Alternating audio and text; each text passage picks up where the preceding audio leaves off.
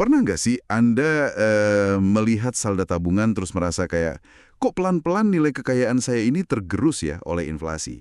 Iya, itu kecemasan universal banget saat ini. Betul. Dan ketidakstabilan ekonomi sekarang ini bikin pusing. Tapi, bagi sebagian dari Anda, tantangannya tuh nggak berhenti di situ saja. Pasti ada dilema lain. Tepat. Saat Anda mencoba cari jalan keluar, berinvestasi gitu, Anda dihadapkan pada dilema besar. Susah banget nyari opsi investasi modern yang sejalan dengan prinsip etika atau nilai agama. Mencari yang halal dan modern itu nggak gampang. Nah, selamat datang di sesi analisis mendalam kita hari ini. Kita bakal membedah sebuah tumpukan dokumen yang mencoba menjawab dilema tadi. Menarik. Hari ini kita pegang prospektus proyek, laporan investor, dan yang paling seru menurut saya, ada 3 laporan audit kepatuhan. 3 audit ya? Ya, dari sebuah platform inovatif namanya Islamic Finance Center Jeton. Atau di pasar token ini dikenal dengan simbol IFC. Topik yang sangat tepat waktu. Dan misi kita hari ini bukan sekedar membacakan ulang dokumen ini buat Anda ya. Jelas bukan. Kita di sini buat membedah bagaimana sih proyek ini berambisi menjembatani 2 dunia yang seolah bertolak belakang. 2 dunia yang beda banget. Betul, di satu sisi ada teknologi modern, kayak crowdsourcing global dan kripto yang bergeraknya itu secepat kilat. Sangat volatil. Nah, di sisi lain ada prinsip keuangan Islam yang sangat berhati-hati, ketat, dan memprioritaskan stabilitas serta etika di atas segalanya. Kontras sekali ya. Banget. Jadi kita bakal menimbang potensi keuntungan masif yang mereka proyeksikan, sambil secara kritis menelaah kejanggalan-kejanggalan fatal yang tersembunyi di dalam laporan audit mereka. Karena presentasi di atas kertas kan selalu kelihatan sempurna ya. Selalu. Tapi realitas operasional seringkali menceritakan realita yang jauh lebih rumit. Oke, mari kita mulai membedah fondasinya. Siapa sih di balik ini dan apa sebenarnya yang mereka tawarkan? Mari kita lihat datanya. Berdasarkan dokumen kita, proyek IFC ini diterbitkan pada 20 April 2025. Dan peluncuran resminya itu dijadwalkan tanggal 30 September 2025. Sebentar lagi ya. Iya. Di kursi kemudi ada seorang CEO bernama Emrullah Chatir. Dia beroperasi dari Turki dengan identitas daring @emo55s. Oke, dari Turki. Terus dari kacamata teknis, IFC ini dibangun sebagai token standar ERC20. Bagi pendengar yang mungkin kurang familiar dengan kripto, ERC20 ini apa nih? Intinya, ERC20 itu berarti token ini menumpang di infrastruktur jaringan Ethereum yang udah mapan, menggunakan smart contract atau kontrak pintar. Nah, dokumen ini dengan jelas memaparkan masalah utama yang ingin mereka selesaikan, yaitu depresiasi kekayaan. Inflasi yang tadi Anda sebutkan di awal. Ya, di negara-negara yang kena krisis ekonomi, mata uang lokalnya kan anjlok. Dan instrumen keuangan tradisional seringkali melibatkan riba atau bunga yang dilarang dalam keuangan Islam. Dan itu masalah dunia nyata yang sangat mendesak. Sangat mendesak. Bayangkan Anda tinggal di negara hiperinflasi. Menyimpan uang di bank itu sama saja membiarkan kekayaan Anda menguap. Lenyap pelan-pelan. Apa yang bikin dokumen ini menarik adalah bagaimana mereka melihat kekosongan besar di pasar global ini. Sistem konvensional kan sering mengabaikan aspek etis. Tepat. Jadi ada permintaan masif untuk sebuah tempat berlindung. Pelestarian kekayaan yang nggak cuma kebal inflasi lokal, tapi juga 100% patuh aturan syariah. Nah, sebagai solusinya, mereka menawarkan konsep Unique Value Proposition. Mereka bikin sebuah wadah digital berbasis blockchain. Semacam digital pool ya? Ya, digital pool. Di wadah ini, individu dari seluruh dunia bisa menyatukan dana mereka untuk investasi pada pembiayaan berbasis aset yang diklaim patuh syariah. Bukan sekedar koin spekulasi. Benar. Mereka memasarkan ini bukan cuma sebagai token kripto biasa yang Anda beli terus berharap harganya naik. Mereka memposisikan ini sebagai sebuah gerakan komunitas. Gerakan sosial. Mereka pengen Anda merasa uang yang dimasukkan itu aman, untung, dan juga membantu memutar roda ekonomi real. Memberikan dampak sosial positif. Tapi gini, kalau kita tarik mundur sedikit, lihat gambaran besarnya. Menggabungkan desentralisasi kripto dengan etika keuangan Islam itu adalah eksperimen yang berani banget loh. Kenapa Anda bilang begitu? Karena keuangan Islam itu bertumpu pada aset real. Harus ada wujud fisiknya, harus ada underlying assetnya, dan sangat ketat melarang spekulasi buta. Sementara kripto itu... Nah itu dia. Mari kita jujur, dunia kripto saat ini lekat banget dengan spekulasi, hype, dan volatilitas harga ekstrim. Naik turunnya gila-gilaan. Betul. Jadi platform EFC ini pada dasarnya sedang mencoba membangun jembatan kokoh di atas jurang yang sangat dalam. Janjinya besar ya. Mereka janji ke pengguna uangnya aman dari inflasi, nggak dipakai buat hal spekulatif, dan sepenuhnya diawasi secara etis. Nah, ngomong-ngomong soal janji dan realitas, disinilah analisis kita mulai memanas. Mari kita lihat angka-angkanya. Angka selalu berjerita banyak. Saya menelusuri distribusi token mereka. Dan struktur pembagiannya memunculkan tanda tanya besar. Ada apa di distribusinya? Jadi 100% pasokan token dibagi ke 4 ember besar. Pertama, 16,5% untuk entitas bernama Sidra Holding. Oke, wajar. Kedua, 16,5% lagi untuk kontributor SDA. Di sini dicatat udah ada 397 kontributor awal yang secara kolektif nyumbang lebih dari 103.000 SDA. Cukup detail ya. Lalu, 33% untuk kontributor uang tunai, yang sepertinya ini jalur investasi internal. Dan sisanya? Nah ini, 34% dialokasikan penuh untuk tim inti mereka. Wah, mengunci 34% pasokan token untuk tim internal itu masif banget. Gede banget kan? Usikan porsi jauh lebih besar ke publik. Untuk desentralisasi. Betul. Untuk memastikan desentralisasinya jalan, mengalokasikan sepertiga seluruh nilai proyek ke tangan segelintir orang di tim, itu menciptakan risiko sentralisasi yang luar biasa besar. Dan kalau kita bedah komposisi timnya, dokumen menyebut ada 22 peran spesifik loh. 22 orang berebut kue 34% itu. Ya, mari kita bahas komposisinya. CEO ambil porsi terbesar, 11,6% dari total keseluruhan pasokan. Wow, 1/10 dari total ekonomi jaringan dipegang satu orang. Iya, lalu CTO dapat 6,8%, web developer 5,8%, dan manajer keuangan 3,1%. Kedengarannya lumayan standar. Standar sampai Anda lihat posisi analis keamanan. Orang yang bertugas jaga arsitektur keamanan cyber, mencegah pertasan, mengamankan data pengguna. Berapa yang dia dapat? Cuma dialokasikan 0,3%. Cuma 0,3%. Padahal, di prospektus risiko mereka sendiri, mereka nulis tebel-tebel kalau serangan siber adalah ancaman terbesar bagi platform. Itu kontradiksi yang luar biasa ironis. Sangat ironis. Di dunia fintech, apalagi blockchain, keamanan itu bukan fitur tambahan. Itu adalah fondasi tempat seluruh kepercayaan dibangun. Kalau nggak aman, siapa yang mau naruh uang? Tepat. Bagaimana Anda bisa meyakinkan investor global bahwa dana mereka aman kalau Anda cuma kasih kompensasi 0,3% ke ahli yang tugasnya membangun benteng digital Anda? Nggak masuk akal. Ini mengindikasikan prioritas manajemen lebih condong ke pengembangan web dan kepemimpinan eksekutif, bukan mengamankan infrastruktur uang pengguna. Tapi tunggu dulu, kejanggalan ini belum seberapa sampai kita lihat tabel anggaran mereka. Ini bikin saya harus baca ulang dokumennya 2 kali. Apa yang Anda temukan? Di bagian milestones atau pencapaian, mereka bagi proyek jadi 5 fase. Fase pertama, pengembangan awal, 3 bulan, anggarannya tertulis $2.000. 2.000. Iya. Fase kedua, kepatuhan hukum cuma $1.500. Pemasaran 2.500. Pengujian pengguna 1.000.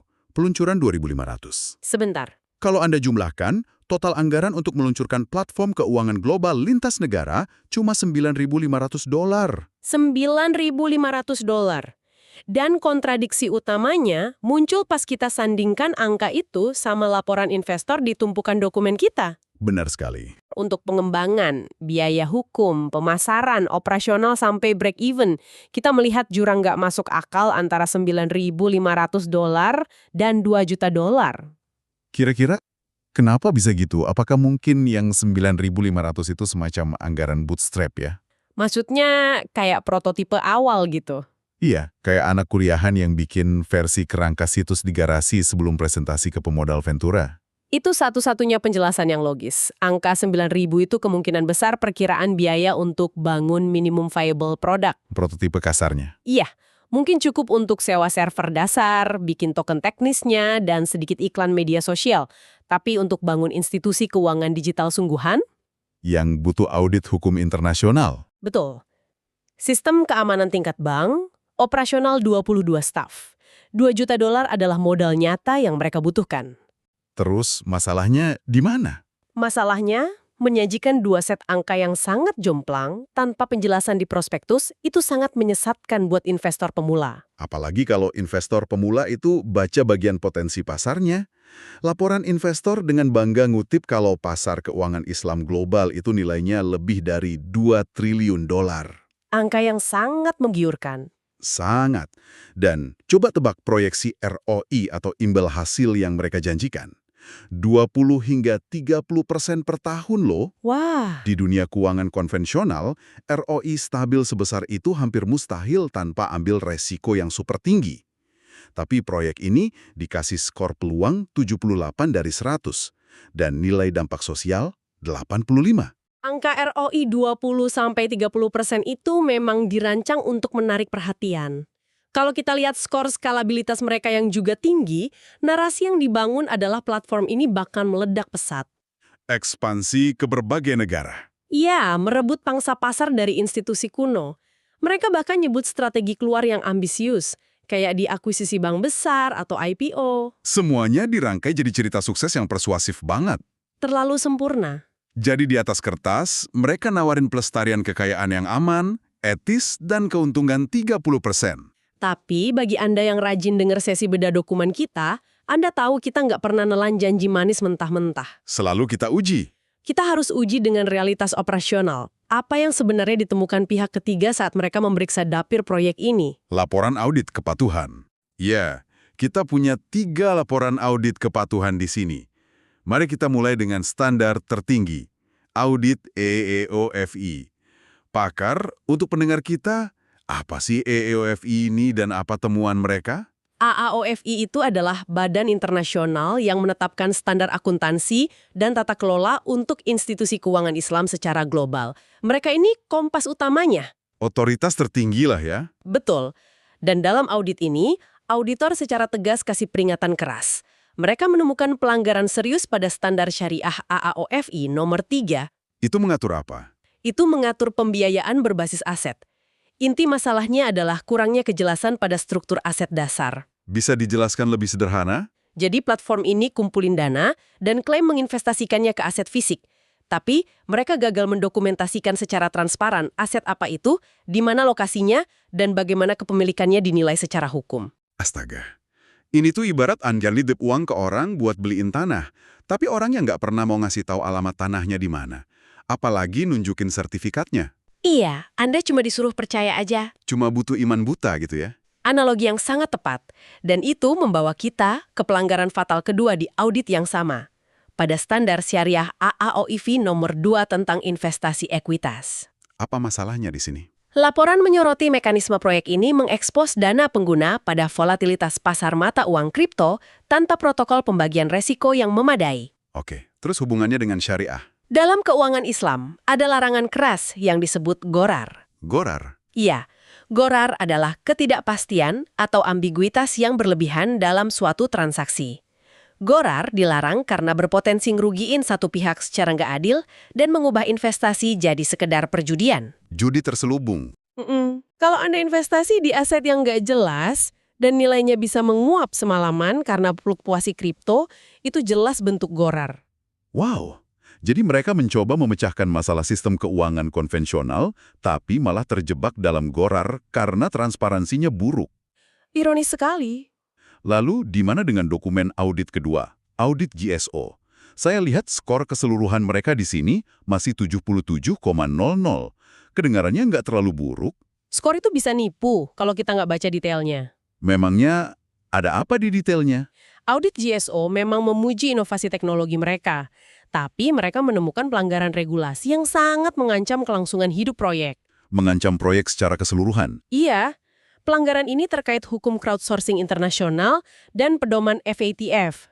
FATF itu Satuan Tugas Aksi Keuangan kan? Betul, yang memberantas pencucian uang dan pendanaan terorisme global.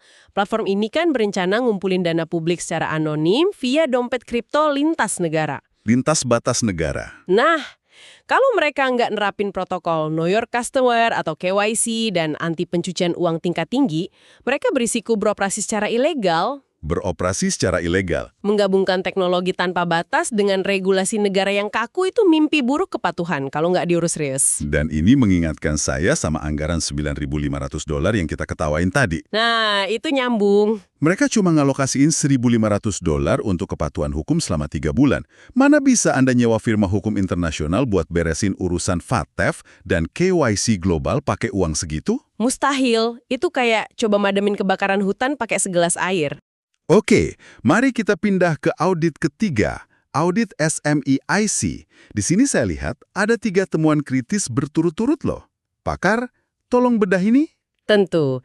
SMEIC ini juga otoritas standar institusi Islam. Temuan pertama mereka, SMEIC 1, fokus ke prinsip umum keuangan Islam. Apa temuannya? Auditor mencatat IFC nggak punya pedoman internal spesifik tentang gimana mereka menyeleksi sebuah proyek biar sesuai syariah. Nggak ada parameternya. Ya, tanpa parameter jelas, proses persetujuan investasi bisa sangat subjektif, rentan banget sama kompromi. Lalu ada temuan SMEIC 2, yang menurut saya ini titik paling krusial, karena berkaitan dengan obrolan kita di awal tadi. Tentang keamanan cyber kan? Ya, auditor menemukan sistem manajemen keamanan informasi mereka sama sekali nggak memadai. Benar sekali. Dan ini ngehubungin semua titik kejanggalan kita hari ini. Analis keamanan cuma dikasih saham 0,3%. Dan sekarang auditor resmi menyatakan infrastruktur keamanan cyber platform ini rapuh dan nggak terdokumentasi. Ini bahaya banget buat uang pengguna. Dalam konteks keuangan Islam, menjaga keamanan cyber itu bukan sekedar urusan teknis-teknisi IT. Ini kewajiban etis dan moral. Menjaga amanah. Tepat. Menjaga amanah harta umat itu prinsip dasar. Kalau kelalaian pengamanan mengakibatkan peretasan dan hilangnya dana jutaan dolar milik pengguna, secara moral platform itu gagal total. Gagal memenuhi standar etika yang mereka jual ke publik ya. Perspektif yang tajam. Jadi mengamankan server itu, hukumnya sama wajibnya dengan memastikan investasi tersebut halal. Sama pentingnya. Terus temuan terakhir, SMEIC 3. Ini menyoroti tidak adanya kerangka untuk beradaptasi dengan perubahan regulasi. Soal aset digital, platform ini nggak punya mekanisme adaptasi. Mereka bisa dibekukan seketika oleh otoritas. Itulah bahayanya bangun sesuatu dengan kecepatan tinggi tapi tanpa sabuk pengaman institusional. Ngeri juga ya. Tapi untungnya, laporan audit ini nggak cuma ngelempar kritik, mereka juga kasih peta jalan mitigasi. Rekomendasi buat bertahan? Iya.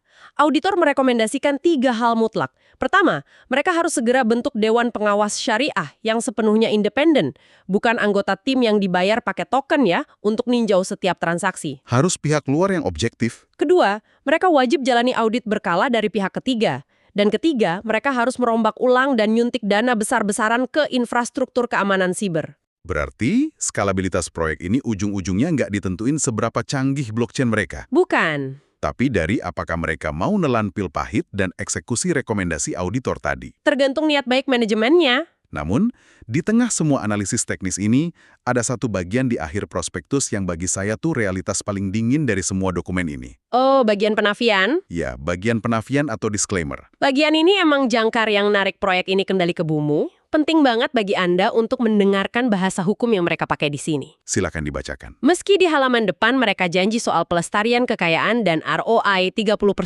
halaman belakang secara eksplisit menyatakan, dan saya kutip ya, Silakan. investasi membawa risiko tinggi. Anda bisa kehilangan semua modal yang diinvestasikan, dan nilainya bisa menjadi 0. 0 bulat. Dokumen ini juga nambahin perusahaan ngelepas semua tanggung jawab atas hasil investasi dan mendesak pengguna verifikasi mandiri. Hanya investasikan apa yang Anda mampu untuk kehilangan sepenuhnya. Hanya investasikan apa yang Anda mampu untuk kehilangan sepenuhnya.